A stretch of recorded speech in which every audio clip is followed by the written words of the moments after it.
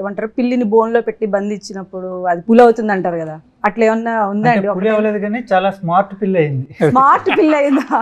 అయ్యా, దాన్ని ఏఐలో డిజైన్ చేశారా? సో చెప్పండి, మీరు అసలు ఫస్ట్ రాసుకున్నప్పుడు ఎలా అనిపించాను స్టోరీ? అంటే ఒక క్రైమ్ కామెడీ అంటే నా ఫేవరెట్ జానర్ ఆ టైంకి, అంటే ఇప్పటికప్పుడు మారుతుంటుంది, బట్ ఆ టైంకి అది ఫేవరెట్ జానర్.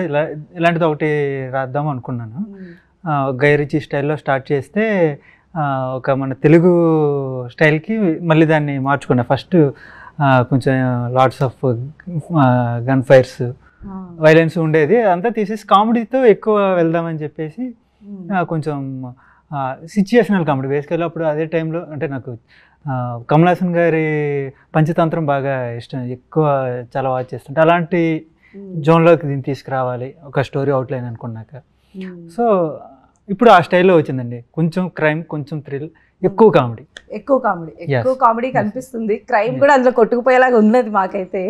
అయితే పాంచ్ మినార్ అన్నారు కదా, జనరల్ గా చార్మినార్ 4 పిల్లర్స్, పాంచ్ మినార్ లో 5 పిల్లర్స్. ఇందుకు ఎవరెవరు ఏ పిల్లర్? ఇక్కడ ఎవరు ఏ పిల్లర్ కాదండి, క్యారెక్టర్ ఏంటి అంటే క్యారెక్టర్స్ పరంగా చాలా పిల్లర్స్ ఉన్నాయి, 1 డజన్ ఉన్నాయి అందులో. Dozen pillars? ఒక్కటి కాదు, అంటే అంటే అలా పెడితే టైటిల్ బాగోదనా? Dozen pillars.